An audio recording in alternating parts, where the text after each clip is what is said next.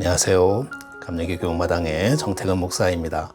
오늘 성경 돋보기 주제는 이스라엘 민족이 출애굽해서 가나안 땅을 정복할 당시 가나안 지역을 둘러싼 국제 정세에 대해서 살펴보도록 하겠습니다. 하나님은 애굽에서 노예 생활을 하는 이스라엘 백성들의 고통 소리를 들으시고 약속하신 대로 출애굽시켜서 약속의 땅인 가나안으로 인도해 주셨습니다.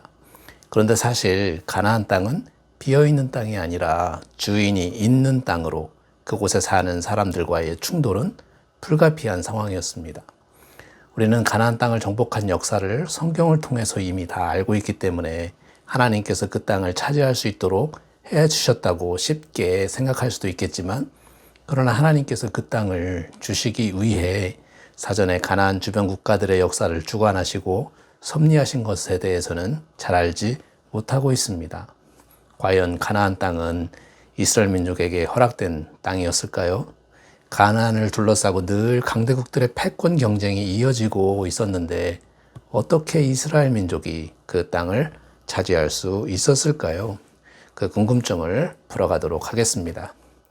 우선 출애굽하기 이전에 가나안 지역의 상황을 살펴보도록 하겠습니다. 출애굽하기 이전에는 가나안 지역은 애굽이 차지하고 있었고 애굽의 영향력 아래에 있었지만 가나안 지역을 둘러싸고 늘 주변 강대국들의 패권 경쟁이 이어지고 있었습니다. 그 당시 가나안의 북쪽에는 히타이트 제국이, 그리고 가나안의 북동쪽에는 메소포타미아 지역에는 미타니 제국과 이후 아시리아 제국이, 그리고 가나안 남쪽에는 애굽 제국이 있었습니다. 이러한 제국들은 가나안을 차지하기 위해서 늘 힘의 경쟁을 벌이고 있었습니다. 그런데 출애굽과 관련하여 중요한 전쟁이 일어나는데, 그 전쟁은 우리가 영화 엑소더스 신들과 왕들이라고 2014년도에 개봉한 영화에 소개되고 있는데, 이 영화를 보면 영화 앞부분에 애굽의 왕자와 모세가 전쟁에 나가는 그런 이야기가 나옵니다. 이때 모세가 위기에 처한 애굽의 왕자를 구해주죠. 그 전쟁은 바로 애굽 제국과 히타이트 제국이 가나안 지역에서 벌인 전쟁을 다루고 있습니다. 영화에서 보듯이 당시 애굽은 가나안 지역에서 영향력을 행사하고 있었는데, 가나안의 북쪽에 히타이트 제국이 강성해지면서 가나안 지역의 지배권을 갖기 위해서 세력을 넓혀오자 이를 막기 위해서 애굽이 출정을 한 것입니다. 이 전쟁은 애굽이 승리한 것이라고 이렇게 자랑을 하지만 사실은 양측 모두 막대한 손실을 입고 철수한 전쟁이었고, 이로 인해서 두 제국은 한동안 전쟁을 할 여력이 없었습니다. 이렇게 되면서 가나안 지역은 한동안 애굽이나 히타이트 제국으로부터 영향력을 받지 못하는 그런 정치적 공백 상황이 생기게 된 것입니다.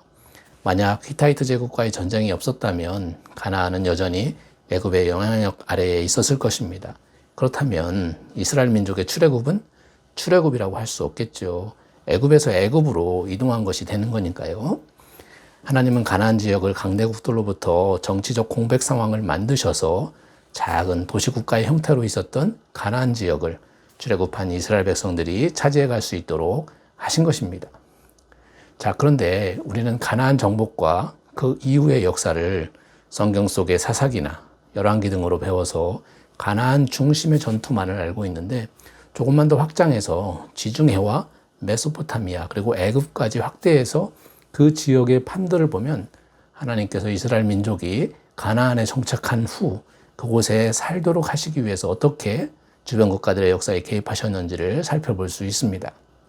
지금부터는 가나안 정착 후 주변 국제 정세를 살펴보도록 하겠습니다. 이스라엘은 여호수아의 인도 아래 가나안 정복을 어느 정도 마무리해가고 있었습니다. 이때에는 국제적으로 청동기 시대에서 철기 시대로 변하는 그런 시기였습니다. 여전히 강대국인 애굽과 히타이트 그리고 미타니 제국이 3파전의 양상을 띠면서 지역 패권을 다투고 있었습니다. 그런데 이 시기, 그러니까 주전 1200에서 1050년에 새로운 변수가 생기게 되는데, 바로 해양 민족이 침입하면서 이 지역의 구도를 바꾸어 놓기 시작했습니다. 이 해양 민족은 바로 그리스를 말하는데, 이 해양 민족의 이동으로 인해서 고대 근동의 질서가 새롭게 재편되기 시작했습니다.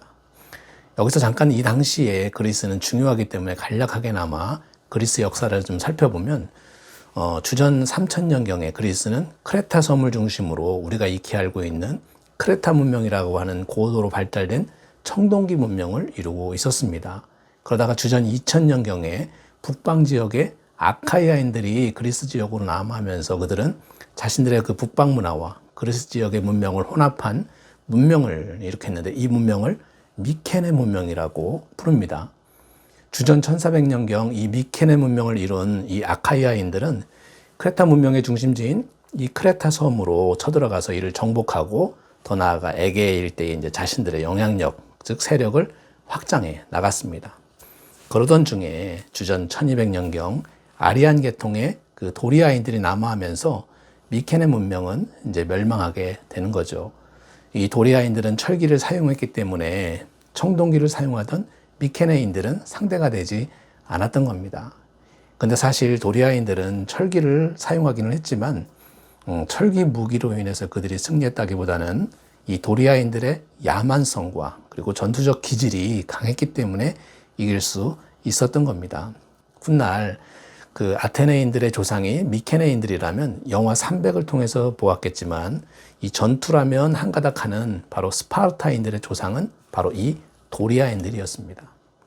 결국 주전 1200년에서 주전 1100년대에 이 도리아인들은 미케네 문명을 접수했고 결국 미케네 문명을 이루었던 이 미케네인들은 이제 사방으로 흩어지게 되었습니다.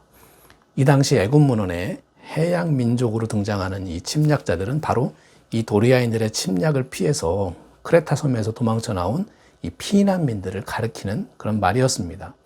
이들은 육로와 그리고 해로를 통해서 도망쳤는데 육로팀은 소아시아와 지중해 동부 해안을 따라서 내려왔고 해로팀은 바닷길을 이용해서 이집트로 향했습니다. 그리고 이들 해양 민족의 일부가 가나안 땅의 그 해안 평야 일대에 정착하게 되는데 이들이 바로 블레셋 민족입니다. 성경을 보면 블레셋인들이 갑돌에서 왔다 그렇게 기록하고 있는데 이 갑돌이 바로 크레타 섬을 말하는 것입니다. 그런데 이 해양 민족으로 불리는 피난민을 우습게 보아서는 안 되는 것이 이들 가운데 육로팀은 동쪽으로 피난하면서 당시 강대국인 히타이트 제국을 멸망시켜 버렸습니다. 히타이트 제국은 이미 애국과의 전쟁으로 국력이 약화되어 있었고 아시리아가 강성해지면서 국력이 약화되어 가고 있었는데 결국은 이 해양 민족에 의해서 무너져서 역사 속으로 사라져버리고 말았습니다. 이 히타이트인들은 성경에서는 헷 족속이라고 부르는데 가나안의 둘째 아들 헷의 후손들로 다윗이 밧세바를 얻기 위해서 죽인 우리아가 바로 헷 족속 사람이었습니다. 이렇게 해양 민족의 침입으로 히타이트 제국은 멸망했고 애굽은 국력이 약화된 상황에서 마찬가지로 이 해양 민족의 침입으로 간신히 멸망은 피했지만 18왕조에서 19왕조로 이어지는 그 신왕조의 위대한 그 제국 시대의 막을 내려야 했습니다. 이러한 해양 민족의 침입으로 가나안 지역은 강대국들의 힘이 미치지 못하는 권력의 공백기가 생기게 된 것입니다. 한동안 이 공백을 메울 만한 강력한 세력이 등장하지 않았던 것입니다. 그렇게 되면서 가나안 지역은 해안 평야 지역에 정착한 블레셋 민족과 출애굽해서 내륙 산지에 정착한 이스라엘 민족, 그리고 북쪽에 시리아의 세력을 키워간 아람 민족을 중심으로 한 이러한 새로운 3파전의 시대가 열리게 된 것입니다. 그래서 사사시대와 왕국시대의 가나안 지역은 바로 블레셋, 이스라엘, 아람 이 세 민족의 각축장이 된 것입니다. 지금까지 이스라엘 민족의 가나안 정복 당시의 국제 정세에 대해서 간단하게 살펴보았습니다. 감사합니다.